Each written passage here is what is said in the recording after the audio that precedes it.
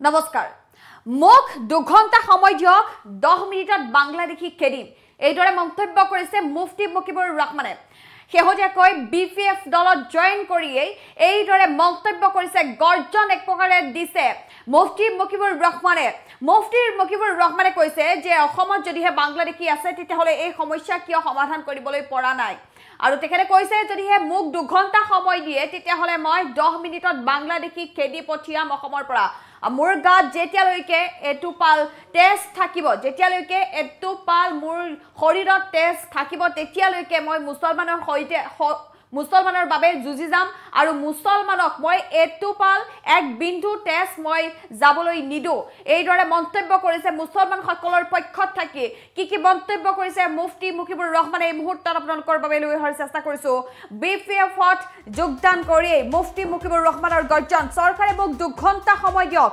10 মিনিটত বাংলাদেশী খেদিম বুলি কৈছে মুফতি মুকিবুৰ ৰহমানে অসমত যদি বাংলাদেশী আছে সমস্যা সমাধান কিয় কৰিব পৰা নাই এইদৰে গৰ্জন গৰজি উঠিলে মুফতি মুছলমান বাংলাদেশীৰ নাম ললেই লিডাৰ হৈ যায় মুছলমান বাংলাদেশীৰ নাম ললেই লিডাৰ হৈ যায় জুনাব টুপি দাড়িৰ নাম ললেই লিডাৰ হৈ যায় এই মন্তব্য মুফতি মুকিবুৰ ৰহমানৰ অসমৰ মুছলমানৰ বাবে শৰীৰত এটুপাল তেজ থকা পৰ্যন্ত যুঁজিম অসমৰ মুছলমান সকলৰ বাবে শৰীৰত যেতিয়ালৈকে এটুপাল তেজ থাকিব সেই পৰ্যন্ত মই যুঁজি যাম কোনো এজন মুছলমান লোকৰ গাত এক বিন্দু তেজ ওলাবলৈ নিদো কোনো এজন মুছলমানৰ এক বিন্দু তেজ মই ওলাবলৈ নিদো বিপিএফত যোগদান কৰিয়েই এইদৰে গৰ্জন মুফতি মুকিবুৰ ৰহমানৰ আমি জনাইছো এই মুহূৰ্তত এটা ডাঙৰ খবৰ চৰকাৰে মোক 2 ঘণ্টা সময় দিয়ক 10 মিনিটত বাংলাদেশী খেদিম বুলি ক'লে মুফতি মুকিবুৰ ৰহমানে শেহতীয়াকৈ বাংলাদেশী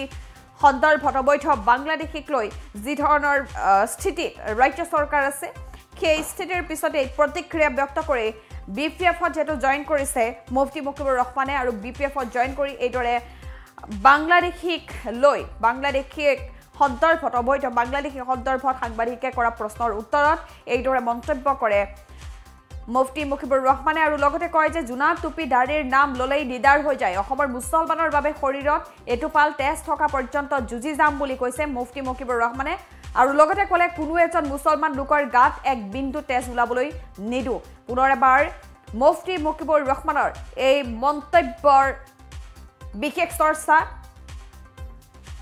সংবাদ মাধ্যমত দেখিবলৈ পোৱা গৈছে যথেষ্ট চৰ্চা লাভ কৰিছে মুফতি মুকিবুৰ ৰহমানৰ এই মন্তব্যই এই মুহূৰ্তত কি কৈছে মুফতি মুকিবুৰ ৰহমানে আপোনালোকলৈ মন্তব্য আগবঢ়াইছো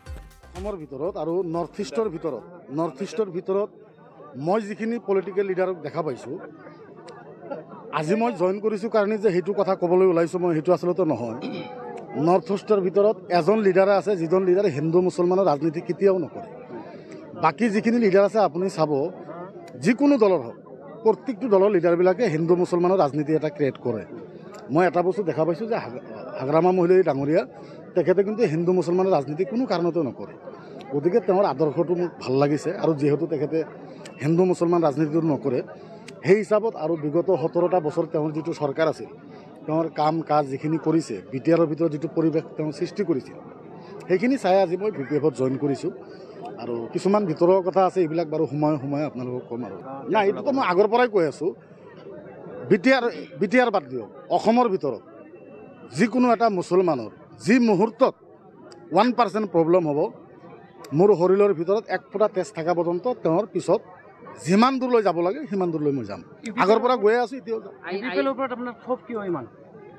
খুব নহয় আচলতে প্ৰব্লেমটো কি হ'ল তেখেতে যেতিয়া বিটিআৰৰ ফাৰ্ষ্ট টাইম চিফ হ'ল তেওঁ বিটিআৰৰ বহু সংখ্যক আলেমসকলৰ লগত জোনাববিলাকৰ লগত তেওঁ বৈঠক কৰিছিল ওদালগুৰিত সেই বৈঠকটোত মই নিজে আছিলোঁ তেখেতক এটা পোনপটীয়াকৈ প্ৰশ্ন কৰা হৈছিল যে আপুনি জিতিলে গোটাই জোনাববিলাকে ভালে সংখ্যক মুছলমান ৰাইজ তেখেতৰ কথাৰ ওপৰত বিশ্বাস কৰিছিলে তেওঁ যেতিয়া জিতিলে যিদিনা ৰাতি ৰিজাল্ট দিলে কাৰো লগত পৰামৰ্শ নকৰাকৈ তেওঁ দিছপুৰ যাই পালে তেওঁ অকণমান ৱেইট কৰিব লাগিছিল বিটিআৰৰ ৰাইজৰ লগত আলোচনা কৰিব লাগিছিল ভোটটো ইউপিপিবিলাক দিছে না তেওঁৰ যিটো এজেণ্ডা আছিলে তেওঁ এজেণ্ডাত স্পষ্ট ক্লিয়াৰ কৈছিলে যে মই প্ৰয়োজন হ'লে বিৰোধী দলত থাকিম মই চিফ হোৱাৰ কাৰণে অহা নাই বিটিআৰটো শান্তি কৰাৰ কাৰণে আহিছোঁ বাংলাদেশের লগত আমার কি কানেকশন আছে? যদি বাংলাদেশী কোনোবা আছে ধরি পেলাই পঠাই দিয়ক না ভাই। 10 মিনিটত আপনি 10 মিনিটত বাংলাদেশী সেইটোৱে ক'লো, যদি ইমান ডাঙৰ চৰকাৰ থকা অৱস্থা আপুনি মোক কওকচোন, নৰ্থ ইষ্টৰ ভিতৰত এনেকুৱা এটা পলিটিকেল লিডাৰ দেখাকচোন। আৰু শুনক, অসমৰ ভিতৰত এজন জোনাবে আছে যিটো ভয় নকৰে, সেইটো হ'ল মুফতি মুকুৰ ৰহমান আজাদ। মই কাকো দেখি ভয় নকৰোঁ। কিয় ভয় কৰিম? তেওঁ মানুহ, ময়ে মানুহ। আজি ক্ষমতা আছে, কালি নাথাকিব পাৰে, এইটো ডাঙৰ কথা নহয়। কেছ 11টা নহয়, 1000 দিয়ক না, কি অসুবিধা আছে? গণতান্ত্ৰিক হিচাপত লৰাই কৰক না। যুদ্ধটো কেনেকৈ কৰিব আপুনি? গণতান্ত্ৰিক হিচাপত কৰক, ডেমক্ৰেচি হিচাপত কৰক ভাই। মইতো অসমৰ ভিতৰত কিছু কাম কৰিছোঁ না, মোৰতো কিছুমান মানুহ আছে না, মই ইচ্ছা কৰিলেতো কিবা কৰিব পাৰোঁ না। সেইটো এটা কথা হ'ল নেকি? আজি বিটিআৰত আপুনি চিফ হৈ আছে, আপুনি কেছ দি য'তে মতে জাকি থাকে। আমি গৰু বাচোন নহয়তো যে অসমখন ভাৰতৰ ভিতৰত আটাইতকৈ ভাল ৰাজ্য হ'ব লাগে, ধুনীয়া অসম হ'ব লাগে। আৰু আমাৰ দীৰ্ঘ বিশ্বাস অসমখন ভাল ৰাজ্য হ'ব।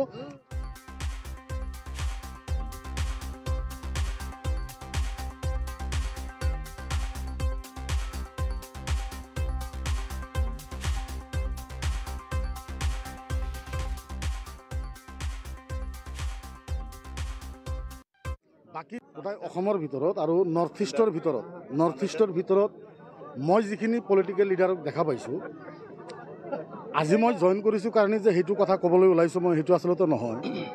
নৰ্থ ইষ্টৰ ভিতৰত এজন লিডাৰ আছে, যিজন লিডাৰে হিন্দু মুছলমানৰ ৰাজনীতি কেতিয়াও নকৰে। বাকী যিখিনি লিডাৰ আছে আপুনি চাব, যিকোনো দলৰ হওক, প্ৰত্যেকটো দলৰ লিডাৰবিলাকে হিন্দু মুছলমানৰ ৰাজনীতি এটা ক্ৰিয়েট কৰে। মই এটা বস্তু দেখা পাইছোঁ যে হাগ্ৰামা মহিলাই ডাঙৰীয়া, তেখেতে কিন্তু হিন্দু মুছলমানৰ ৰাজনীতি কোনো কাৰণতে নকৰে। গতিকে তেওঁৰ আদৰ্শটো মোক ভাল লাগিছে। আৰু যিহেতু তেখেতে হিন্দু মুছলমান ৰাজনীতিটো নকৰে, সেই হিচাপত আৰু বিগত 17টা বছৰ তেওঁৰ যিটো চৰকাৰ আছিল, তেওঁৰ কাম কাজ যিখিনি কৰিছে, বিটিআৰৰ ভিতৰত যিটো পৰিৱেশ তেওঁ সৃষ্টি কৰিছিল, সেইখিনি চাই আজি মই BPF-ত জইন কৰিছোঁ। আৰু কিছুমান ভিতৰৰ কথা আছে, এইবিলাক বাৰু সময়ে আপোনালোকক ক'ম। আৰু নাই, এইটোতো মই আগৰ পৰাই কৈ আছোঁ, বিটিআৰ বাদ দিয়ক, অসমৰ ভিতৰত যিকোনো এটা মুছলমানৰ যি মুহূৰ্তত 1% প্ৰব্লেম হ'ব, মোৰ শৰীৰৰ ভিতৰত 1 ফুটা তেজ থকা পৰ্যন্ত তেওঁৰ পিছত যিমান দূৰলৈ যাব লাগে সিমান দূৰলৈ মই যাম। আগৰ পৰা গৈয়ে আছোঁ, এতিয়াও যাম।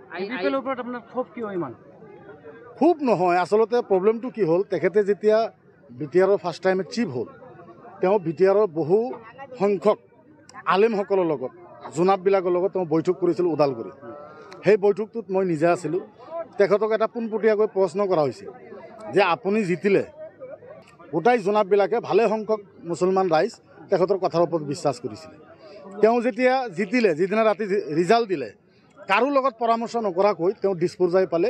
তেওঁ অকণমান ৱেইট কৰিব লাগিছিল, বিটিআৰৰ ৰাইজৰ লগত আলোচনা কৰিব লাগিছিল। ভোটটো UPP-বিলাক দিছে না।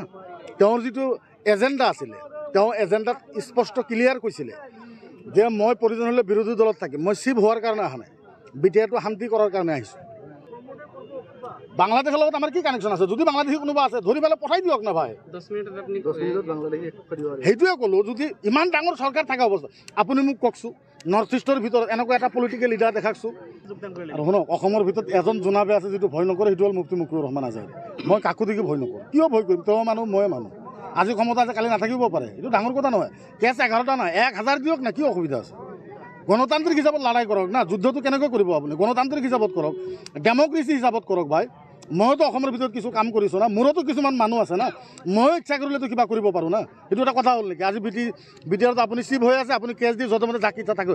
আমি গৰু বাচোন নহয়তো যে অসমখন ভাৰতৰ ভিতৰত আটাইতকৈ ভাল ৰাজ্য হ'ব লাগে, ধুনীয়া অসম হ'ব লাগে। আৰু আমাৰ দীৰ্ঘ বিশ্বাস অসমখন ভাল ৰাজ্য হ'ব।